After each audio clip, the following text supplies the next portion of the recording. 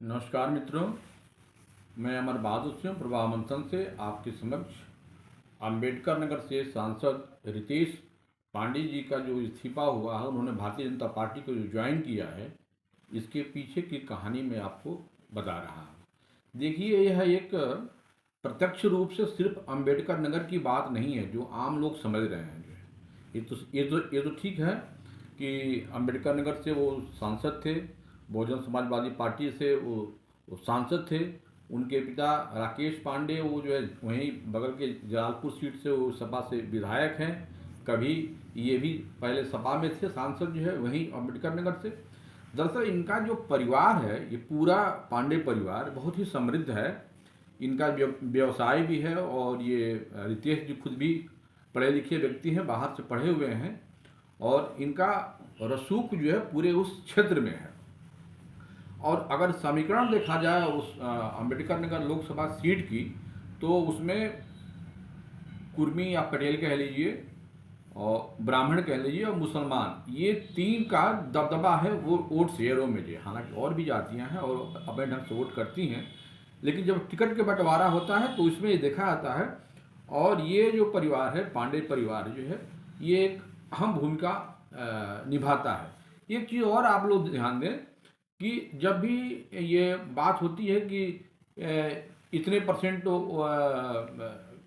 Vote का वितरण प्रमुख ये जातियां हैं, जैसे कि कुर्मी हो गया, यादव हो गया, राजपूत हो गया, ब्राह्मण हो गया, इस तरह से, तो एक चीज़ हमेशा आप भूल जाते हैं कि किसी भी क्षेत्र की जो प्रभुत्व वाली जातियां होती हैं, प्रभुत्व जातियां मतलब कि जिसका वहाँ सिक्का चलता है, जिसका वहाँ साम्राज्य है, उसके बिरादरी का वोट अगर 10% है तो समझ लीजिए कि वह जो है वो 12 से 14% वोट के बराबर है। क्योंकि उसके साथ जो लोग जुड़े रहते हैं, उनके कारोबार में, उनकी मित्रता में, उनसे राजनीतिक लाभ लेने वाले, उनकी भी संख्या एक होती है। तो लिहाजा आप जब चुनावी जब गणित का आकलन करते हैं तो ये भूल जाते हैं कि यह अमुक जाति अगर 10% है तो वो बेसिकली 10% नहीं, वो 12 से 14% के बराबर होती है जो है। और ये अपना प्रभाव जो है वो वोट में दिखाती है। ये किसी एक क्षेत्र की मैं बात नहीं कर रहा हूँ, हर एक जगह जो है। जैसे कि जब जब जब ये बात होती है पिछड़ा, दलित, अल्पसंख्यक और इसकी बात होती है, तो वैसे भी जो है ये इन जातियों में भी जो मजबूत जातियां हैं वो अपने साथ वोट ले करके आती हैं, इसलिए उनका वोट परसेंटेज वहाँ पे बढ़ जाता है। और कभी कभी चुनावी हम लोग जब विश्लेषण करते हैं तो उसमें इस चीज़ का ध्यान नहीं रखते हैं, लिहाजा हमारा विश्लेषण जो है वो गलत हो जाता है। तो खैर, ये तो एक दूसरा विषय रहा। मैं ये बता रहा हूँ कि अंबेडकर नगर में जो ये हुआ है, रितेश पांडे जी का आना, ये एक महज संयोग की बात नहीं है। देखिए, बसपा में जितने भी सांसद हैं, 10 सांसद हैं, और 10 सांसद जो है वहाँ से हटने के फिराक में है। जिसको जहाँ जैसी राजनीतिक लाभ मिल रहा है वो उसके तरफ वो चला जा रहा है। और बसपा भी इस बात को समझ रही है कि चूंकि बसपा का किसी के साथ गठबंधन नहीं है और मुस्लिम वोट भी इस बार जो है वो कांग्रेस और सपा को जाने वाला है, इसलिए बसपा के वो वोट बैंक में छितराव है, यहाँ वहाँ कोई जाना नहीं चाह रहा है। तो स्वाभाविक है कि संसद भी वहाँ से हटेंगे।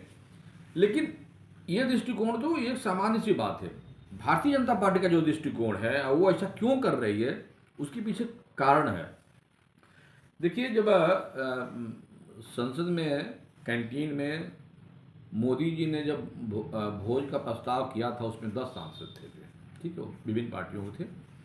उसमें ये रितेश पांडे भी थे और संगीता आजाद जो लालगंज से सांसद थे वो भी थी, बसपा से हैं जो है। तो उस समय लोगों को समझ में नहीं आया, लेकिन अब ये बात समझ में आ रही है कि बसपा के जो सांसद थे, 10 सांसद, उन पे भारतीय जनता पार्टी की निगाह है। क्योंकि ये जो 10 सीट जीत करके आई, इनको अपने अपने में हासिल करना है। तभी ये जो 400, 370 और यूपी की जो 80 सीटों की दावा कर रहे हैं, उसमें एक कामयाबी हासिल की। इसके पीछे एक और भी रणनीति काम कर रही है। देखिए, 2022 का जो चुनाव हुआ था, तो मैंने एक विश्लेषण किया, उसमें देखा विधानसभा वार में कि पूर्वांचल की जो सीटें थीं जैसे कि आपका ये अंबेडकर नगर मान लीजिए, आजमगढ़, लालगंज, गाजीपुर, जौनपुर, ये जो लोकसभा की जो सीटें थी, इनके विधानसभाओं में भी देखा जाए, जैसे कि अंबेडकर नगर की सारी विधानसभा वो भारतीय जनता पार्टी हार गई, आजमगढ़ में भी हार गई, लालगंज में भी हार गई। तो भारतीय जनता पार्टी के लिए एक बड़ी टेढ़ी खीर थी कि अगर हमको 80 सीट जीतनी है तो भाई पूर्वांचल की जो जो 5-6 जो सीटें हैं लोकसभा की, इनको तो जीतना ही पड़ेगा। और उसके लिए इन्होंने रणनीति बनाई कि यहाँ के जो मजबूत कैडर है उनको अपने पास किया जाए, और एक विशेष रणनीति के तहत जो है यहाँ वैसे वैसे बात सही है कि इस बार 2019 के मुकाबले में थोड़ी लड़ाई जो है वो भाजपा के लिए आसान जरूर है, सपा बसपा की ओर हो जाने से, लेकिन भारतीय जनता पार्टी एक एक सीट पर कैलकुलेशन कर रही है। और इसीलिए ये अंबेडकर नगर की सीट जो फंसती नजर आ रही थी, अब रितेश पांडे के आ जाने से और बसपा के हट जाने से एक सीट जो अब तक जो पिछले बार जो 64 जो एनडीए के पास सीट थी, तो 65वां सीट जो है ये अंबेडकर नगर को वो जीतने जा रही है। आपको ताजुब नहीं होगा कि अगर संगीता आज़ाद भी लालगंज वाली जो सीट है ये भी जो है इनके पाले में चले जाए और वहाँ से भी अपना ये उम्मीदवार जो है घोषित न हो जाए। तो देखिए कुल 33 लोकसभा जो हैं, मतलब कि जो 22 का जो चुनाव हुआ था विधानसभाओं को, उसके हर विधानसभा को देख करके ये हमने आंकड़ा निकाला कि 33 ऐसी लोकसभा हैं जहाँ पे विधानसभाओं में समाजवादी पार्टी का परचम जो है वो मजबूत है। तो बाहर से ये भले लग रहा है कि एनडीए बहुत मजबूत है और वो 80 बड़ी आसानी से जीत जाएगी, लेकिन भारतीय जनता पार्टी के भी जो बड़े नेता हैं उनको भी ये लग रहा है कि अगर हम अंदर से बहुत मजबूती से चुनाव नहीं लड़े तो ये चुनाव सपा और कांग्रेस के हो जाने से फंस भी सकती है। लिहाजा ये 33 सीटों पे जो है उनका विशेष रुझान है। 33 सीटों में मैं कुछ सीटों का आपको नाम बता दे रहा हूँ। जैसे पूर्वांचल में है गाजीपुर में चूंकि समाजवादी पार्टी ने अपना उम्मीदवार घोषित कर दिया है, अफजाल अंसारी, उसके खिलाफ में कोई न कोई होगा।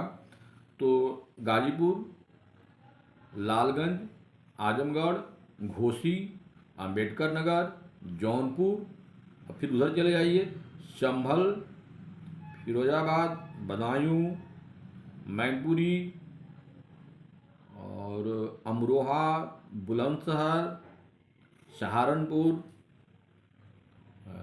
मथुरा भी, अलीगढ़, रामपुर, कैराना, नगीना और बिजनौर, यहाँ तक कि मेरठ। तो इस तरह से जो ये सब 33 सीटें हैं वो इस पे जो है खास नज़र है। और भारतीय जनता पार्टी यहाँ पे उम्मीदवारों को तोड़ना, दांव पेच लगाना, हर तरह की टिकटिंग अपनी करने को सोच रही है। तभी ये जो आपका 80 का जो आंकड़ा है ये भारतीय जनता पार्टी पार करेगी।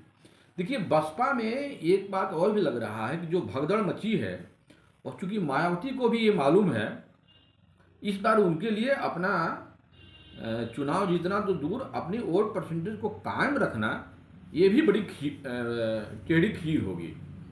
तो सवाल यह है कि कोई भी राजनीतिक पार्टी अपना वर्चस्व बनाए रखने के लिए दो काम करती है, या तो उसके पास रसूख इतनी हो, जनता को उसके पास इतना सपोर्ट हो कि वो खुद मैदान में उतर करके और किसी के आगे वो झुके न, अपना झंडा गाड़े। लेकिन ऐसा जो है वो बसपा में, मायावती में दिखाई नहीं दे रहा है। लिहाजा इस बार जो है उलट होगा। मेरा मानना है कि उत्तर प्रदेश में मायावती का जो प्लान है इस बार कि अपना जो उनका वोट बैंक है उसको कम न होने दें, और समाजवादी पार्टी को नुकसान कराने के लिए वहाँ पे जो प्रत्याशी उतारने की बात है कुछ इस तरह से हो कि वहाँ पे वो गठबंधन को, यानी कांग्रेस और जो सपा का जो गठबंधन है उसको जो है वो कमज़ोर हो। ये बात जो है वो भारतीय जनता पार्टी के पक्ष में काम करेगी। और बसपा जो है अपने मिशन में कामयाब होगी। मिशन में कामयाब तभी होगी जब वो कांग्रेस और सपा के गठबंधन को कमजोर कर सके। तो एक तरह से देखा जाए तो रणनीति की तरफ से भारतीय जनता पार्टी इस मामला में प्लस है। जब पिछले चुनाव का हम जब 2019 में मैं जब देख रहा था कि गठबंधन से क्या फायदा क्या नुकसान हुआ है, तो मैंने ये देखा कि गठबंधन होने से सपा को भी नुकसान, बसपा को भी नुकसान और आरएलडी, ये तीनों पिछले बार एक साथ थी। आरएलडी का -0.83% वोट में गिरावट आई पिछले बार से, जो 14 वाली में से जो है।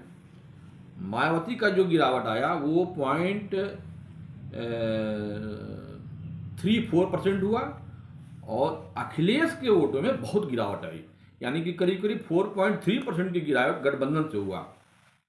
तो एक बात तो ये लग रहा है कि गठबंधन से अखिलेश को हमेशा नुकसान हो रहा है, लेकिन अखिलेश जी समझ नहीं पा रहे हैं।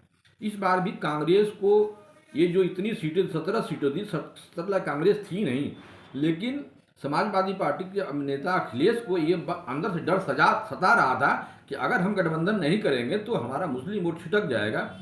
यही कारण है कि वो गठबंधन किए हैं। वो बेसिकली देखा जाए तो अच्छा गठबंधन या अंदर से वो खुश होकर गठबंधन नहीं किए हैं। इसीलिए दोनों पार्टियों के जो बड़े नेता हैं, यानी कांग्रेस के राहुल, प्रियंका वगैरह लोग हैं, वो भी जब ये समझौता हुआ, जब इसका अनाउंस हुआ, तो वो भी साथ में नहीं थे। और इधर से अखिलेश पार्टी, समाजवादी पार्टी के नेता अखिलेश कह लीजिए या रामगोपाल जो बड़े, शिवपाल जो बड़े नेता हैं, ये भी समझौते को सही होने के लिए एक साझा प्रेस कॉन्फ्रेंस नहीं किए लोग, और इधर कांग्रेस का अजय राय और अविनाश पांडे को भेज दिया, उधर से राजेंद्र चौधरी को जो है। तो इससे ये लगता है कि ये चुनाव जो है लोकसभा तक भले बन जाए, फिर आगे बनने वाला है नहीं जो है। और ये जब मैंने ये देखा कि आखिर में ये समाजवादी पार्टी का वोट इतना गिर क्यों गया, तो एक बात जो समझ में आई वो ये कि यहाँ थोड़ा यहाँ भी ध्रुवीकरण का काम कर रहा है। और अखिलेश के जो अपने वोटर हैं, इवन कि उनके यादव जो वोट हैं, वो भी जब अखिलेश किसी मुस्लिम कैंडिडेट को अपना सीट लड़ा रहे हैं, तो वहाँ पे कुछ उसके वोटर, खांटी वोटर जो हैं अपनी जाति के, स्वजाति अखिलेश के, वो भी जो है वहाँ से हट करके भारतीय जनता पार्टी को वोट कर दे रहे हैं। तो ये एक बहुत बड़ा फैक्टर है जो है, जो गठबंधन को नुकसान करता है और भारतीय जनता पार्टी को जो है वो फायदा करता है। कुल मिला जुला करके अभी देखिए, अभी और भी लोग बसपा के जो कैंडिडेट हैं, जो 2019 वाले जो सांसद बने हुए हैं, वो भी छोड़ेंगे और कुछ भाजपा में जाएंगे और कुछ सपा में जाएंगे, और ये रणनीति बनी ही रहेगी। और भारतीय जनता पार्टी जो कि एक सीट जो है वो जीतने के लिए वो इस बार उतरी है, तो साम दाम दंड हर तरह की अपना औजार फिट किए हुए हैं, बनाए हुए हैं। आगे देखिए चुनाव और दिलचस्प होगा। रितेश पांडे एक उदाहरण है, ऐसी और भी कहानियां होंगी। तो मित्रों, कुछ और होगा तो हम आपके समक्ष उपस्थित होंगे। तब तक के लिए मुझे इजाज़त दीजिए। नमस्कार।